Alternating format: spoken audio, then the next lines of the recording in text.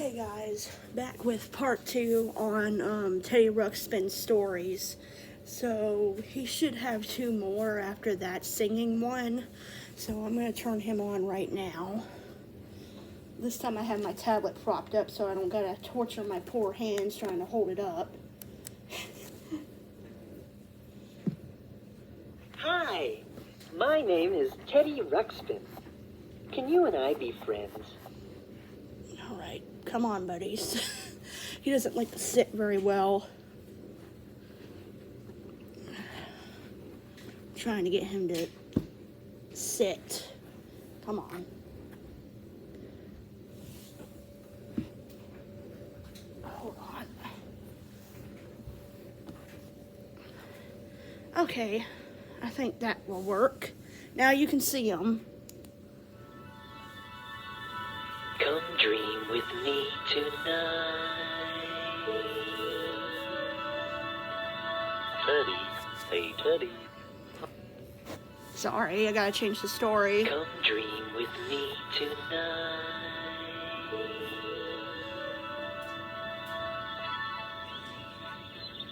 There we go. There's Grubby. He's been a good friend of mine for a long time. Say hello to our new friends, Grubby. Oh, hi there. How are you? Hey, Grubby. Do you Sorry remember about the this noise, song? it's the cars outside. Your friend is what I'd like to be. Your friend, 'cause I like you. Do you like me? My friend, I'd like for you to be. My friend, I'm nice to you, you're nice to me. Friendship is a lovely word. It makes a lovely sound.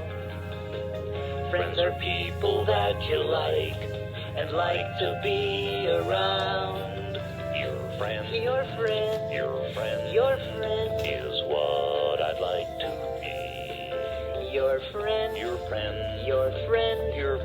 'cause I like you. Do you like me? My friend, I'd like for you to be. My friend, My friend, I'm nice to you. You're nice to me. friends can make you smile when you are sort of feeling sad. And friends will make you happy. And I'm real glad I have you for my friend. My friend.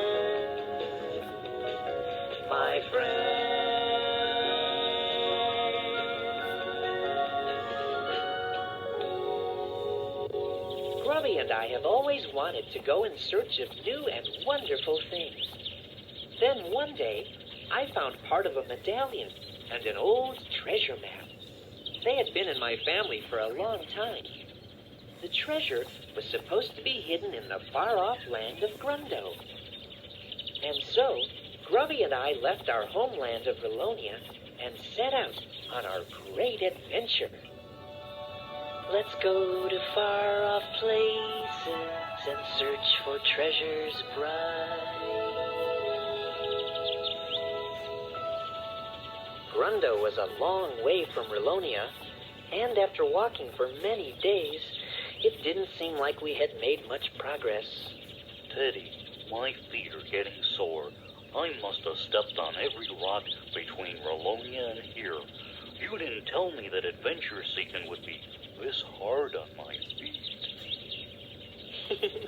As you can see, Grubby does have a lot of feet to worry about. So we decided to camp there overnight. Grubby, are you sure those roots are edible? Well, I don't know if they're edible or not, but they sure are good to eat. You're about to have my specialty. Roasted root. Roasted root? Yeah, here, have one. Well, how do you like it? I'm I'm afraid I didn't like those roots as much as Grubby did, but I didn't want to hurt his feelings. Teddy, do you miss home any? Yes, I guess I do a little. But we've only been gone a few days. Well, I know, but you're the first Iliop to leave Rolonia in a long time. And I thought you might be getting homesick. It's true. Iliops aren't very adventurous. At least they haven't been for many generations. But somehow, I've always had this desire to go on a journey to Grundo. And I want to find out if this old map really leads to a treasure. Yeah, you've been talking about that since we were little. Hey, you want some more roots? No thank you. The next morning, Grubby's feet were better, and we continued on our journey. We hadn't gone very far before we came to some high, rocky cliffs. The only way through was a narrow ravine. We later found out that it was called Founder Pass. We saw a sign. Beware of Founders.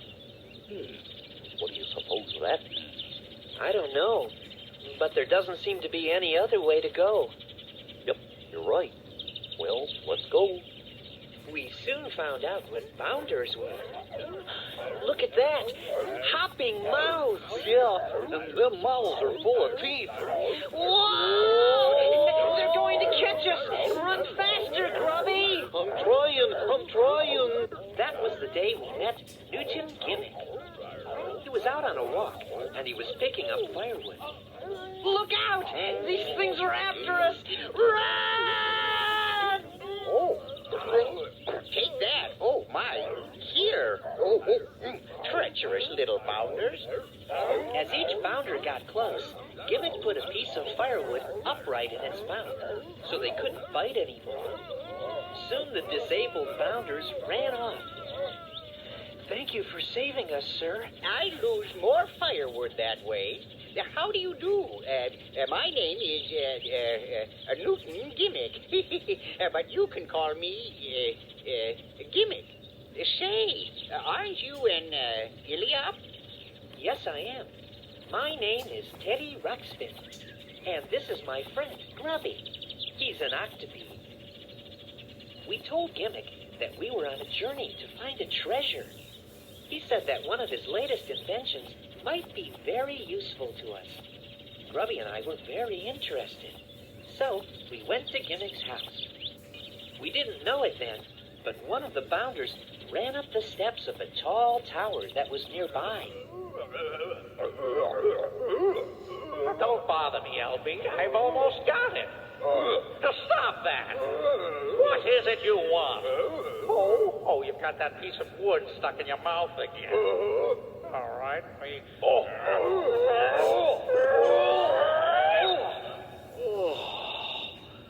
Guess what? It seems that someone named Tweak lived in that tower. And LB, the leader of the Bounders, worked for Tweak. Guess what? Be quiet. I'm sure I've got the right combination this time. Just think, to actually make gold out of buttermilk.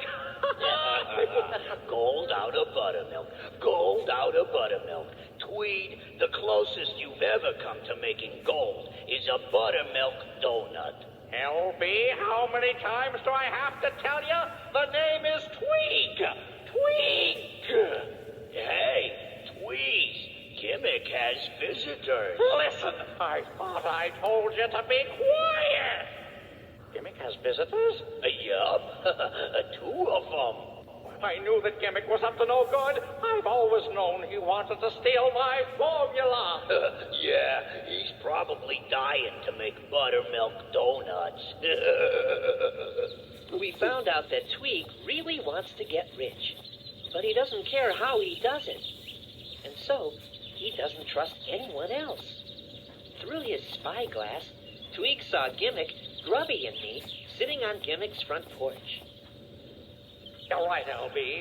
There they are. They must be making plans to attack. LB, run down there and find out what they're saying. Run down and find out what they're saying. Run down and find out what they're saying. Meanwhile, Tweeg was loading his cannon. Okay. This'll teach Gimmick a thing or two. What was that? Oh, nothing. It's just Tweed firing his cannon at us. Wow! Oh, don't worry. It's been going on ever since I moved here. It used to bother me, too, until I realized that he is, without a doubt, the world's worst shot. The cannonball landed harmlessly a little ways away. There were other cannonballs, too, all around Gimmick's house. As long as he's shooting at my house, it's probably the safest place in the valley to be. Grubby and I really trusted Newton Gimmick. We told him about the journey we were on, and we showed him the old treasure map. Now, let's see. This is indeed an old map. It says here that the treasure is in the ancient, hard-to-find city, which lies high in the treacherous mountains. I've heard that they are impossible to climb, which brings me to why you were fortunate to have met me. Come with me. We didn't know it then, but LB was sneaking about, listening to what we were saying. The fact is, I'm something of an inventor. Oh, yes, indeed. We discovered that Gimmick is a marvelous inventor. Oh, I think marvelous inventor might be exaggerating. It would probably be sufficient to say, wonderful inventor. We also discovered that Gimmick is modest. Gentlemen, this is my latest invention. I call it an airship. It looks like a boat. Well, as a matter of fact, it did start out to be a boat, but then I realized I'm not very close to water. Yeah, it would be kind of good for a boat to be close to water. Precisely. That was my exact conclusion. But then the idea hit me. If a boat could float on water, it could also float on air. If the air is hot, that is. With this airship, we can fly as high and as free as a bird. We can fly right over the treacherous mountains to the hard-to-find city. That's wonderful. You are more than welcome to share the treasure, if we're lucky enough to find it, that is. All right, let's get underway. If you fellas can begin loading this firewood, I'll go inside and pack some provisions. All right.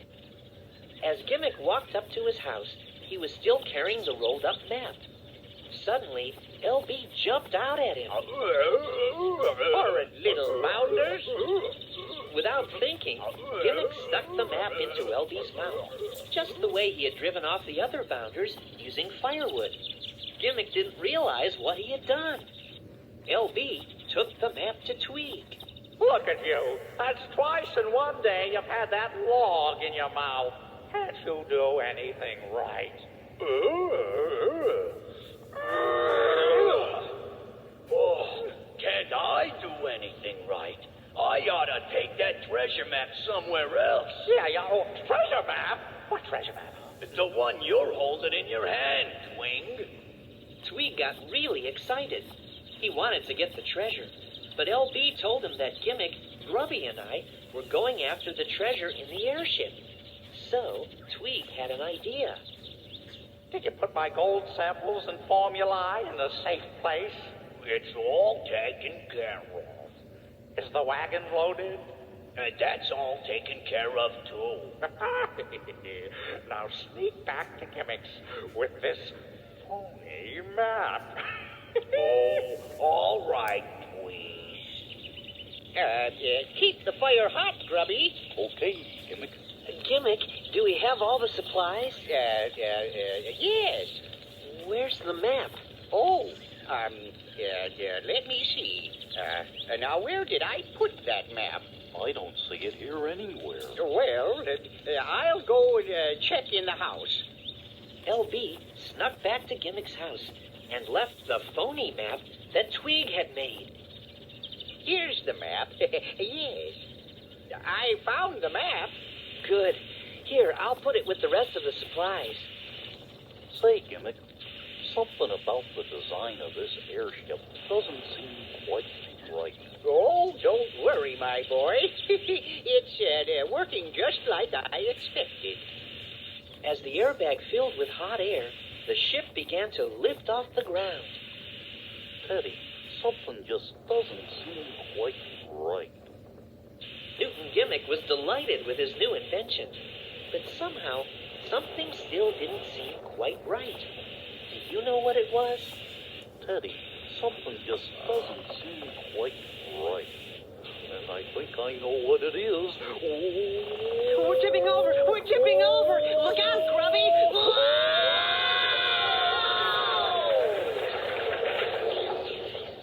The airship had turned upside down and crashed.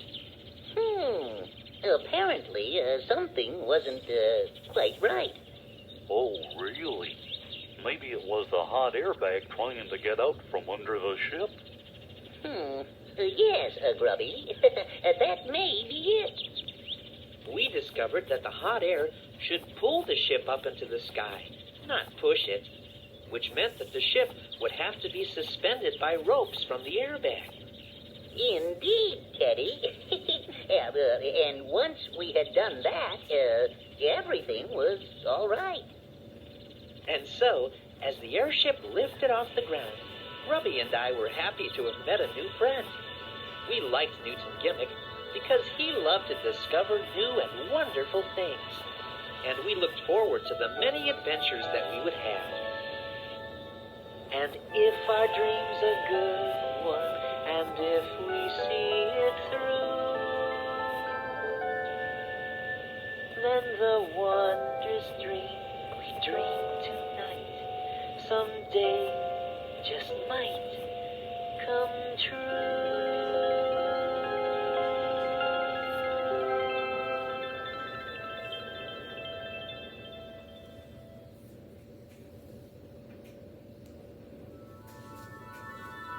Come dream with me tonight.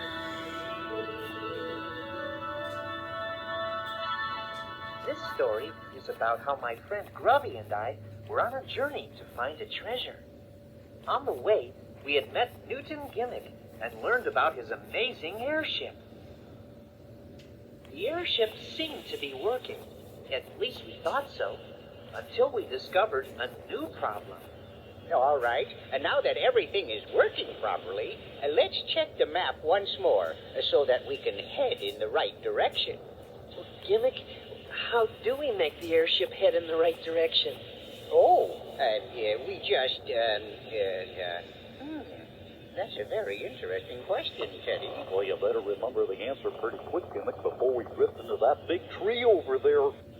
I don't remember making a provision for moving in the right. We're running into the tree! Look out!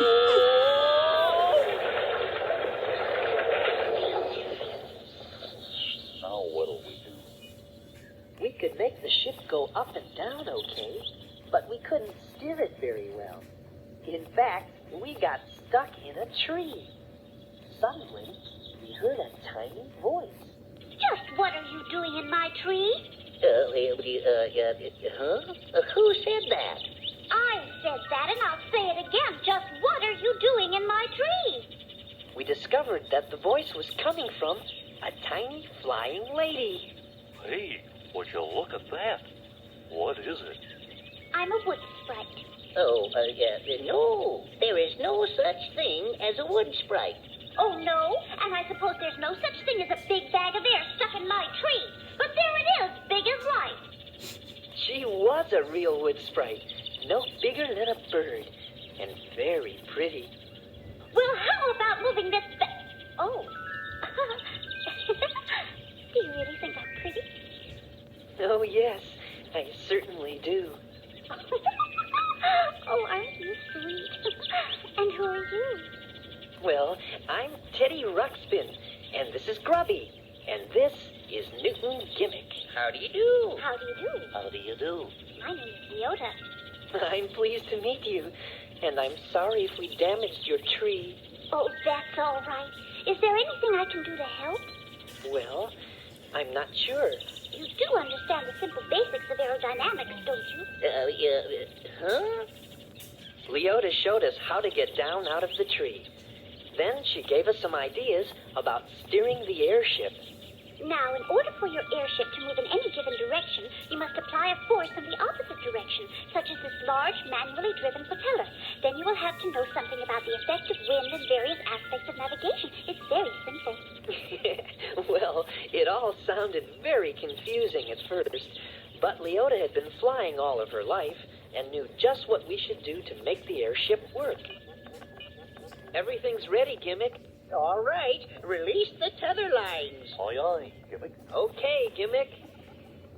It's working. All right. It's working perfectly. Thank you, Leota. Oh, you're welcome. Goodbye. Goodbye, Leota. Goodbye. Toodaloo. Don't get stuck in any more trees.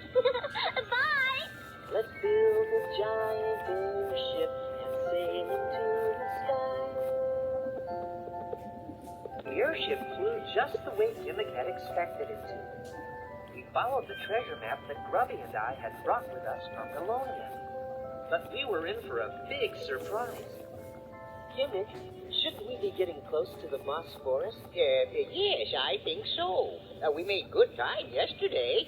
How far north is the moss forest? It's a few hours on foot. Aren't we going south? But look, according to the map, we should be going south. But there must be something wrong with the map. No, the map does look a lot newer than it used to.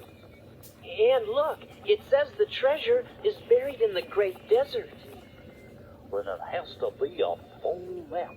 The treasure is supposed to be in the treacherous mountains. But who could have switched maps on us? Twig! We all felt foolish that we had been following a phony map. We finally figured out how Tweak must have switched the real map for a fake one. With the help of LB, that is. Uh-oh. Hey, fellas, we're about out of fuel. We're gonna have to land. All right, let's set her down.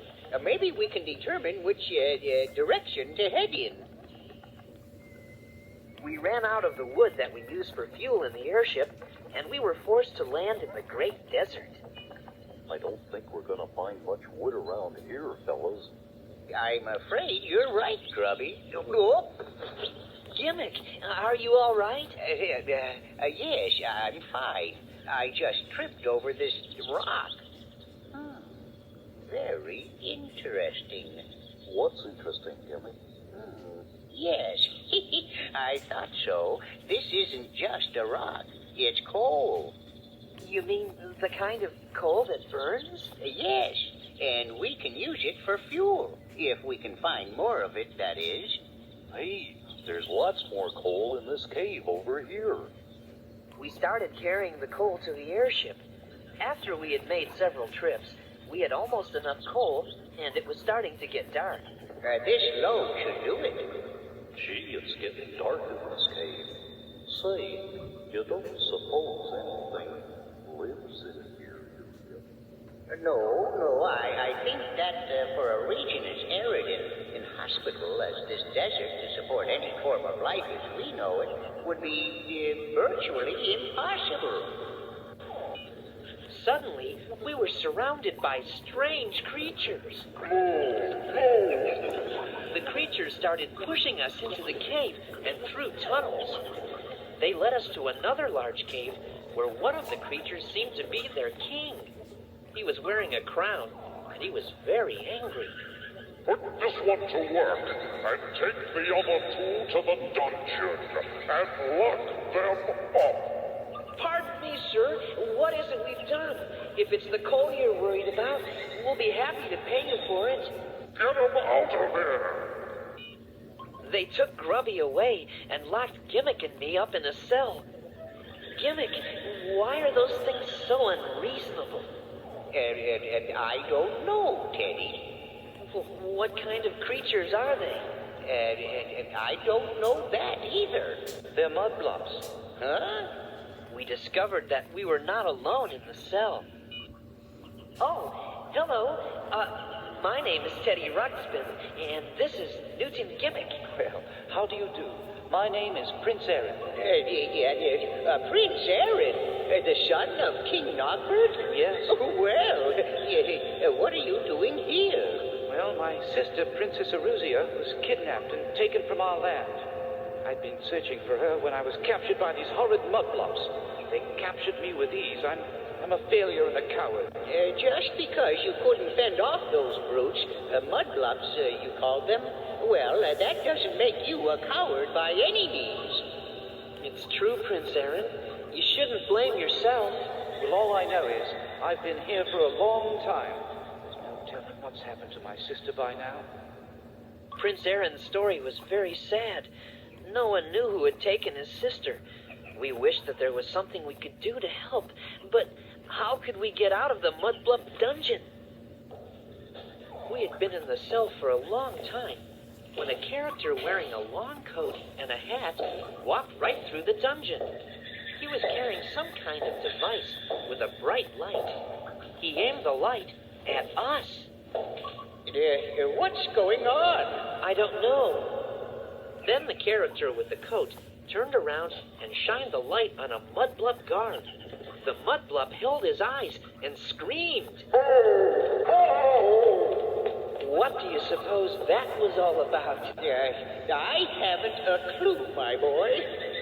Maybe someday we would discover what that was all about.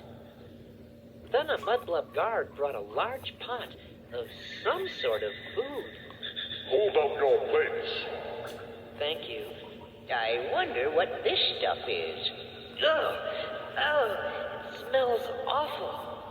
Yes, the food here is awful. Although this tastes worse than usual.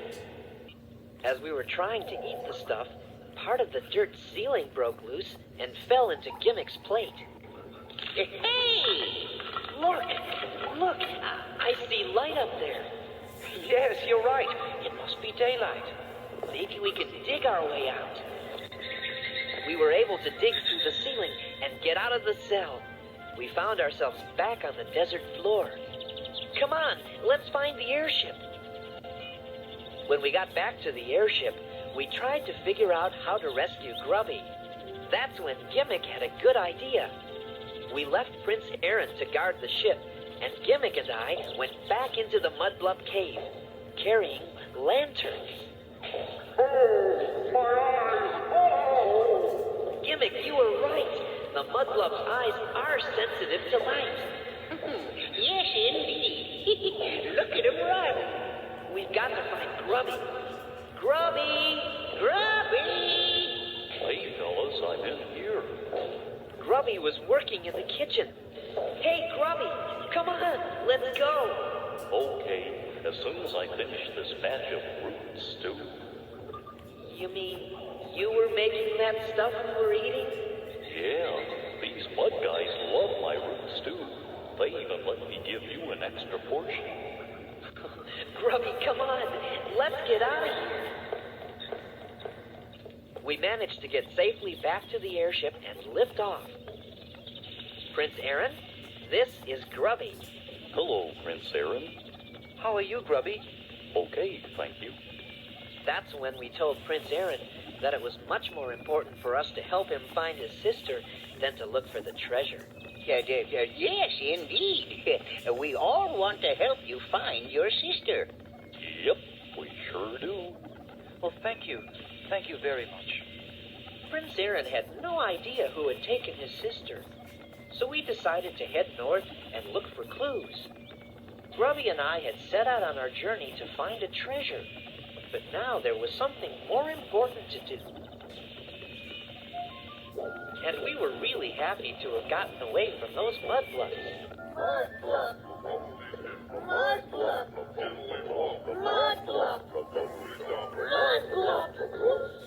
Walking up right dirt, cloud of nitty-gritty slime. Succumb to life, mud puddle, a really yucky blob. He's dirty on the outside and on the inside too. He tries to make you think that being neat is hard to do. So don't invite a mudblock to your house. You could be sorry. Or you're gonna be dusting for a year. No, don't invite a mudblock to your house. They'll be gritting all your clothing. And grime inside your ears. There'll be gunk in all the carpets. And handprints on the wall. There'll be rings around the bathtub. And fuzzies down the hall. He isn't very choosy. He spreads his dirt around. He wants to make the floors inside your house look like the ground. So don't invite a mudblock to your house. Or you're gonna be dusting for a year. No, don't invite a mudblock to your house. Or clean your filthy room up. Is all that you will hear. The furniture he touches will suddenly look used. Your bed is a disaster and the couch is all abused. And one place he likes most of all is on your closet floor.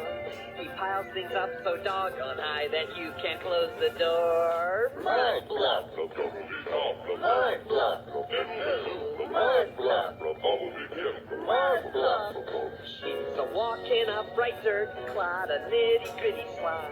He's a come-to-life mud puddle. He's a really yucky blob. One thing about a mudblock, he isn't hard to find. He leaves a trail of dust and dirt 3 inches deep behind. Don't invite a mudblock to your house. Whatever you do, or you're gonna be dusting for